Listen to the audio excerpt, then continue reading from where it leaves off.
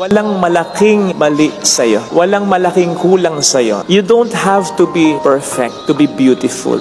Kahit naman yung roses na maganda, may tinik din. Kahit naman yung magagaling na mga players, nagmimintis din. Kahit naman magandang tanawin, may basura, may dried leaves din. You don't have to be perfect to be beautiful. You just have to be perfectly you because you are already beautiful.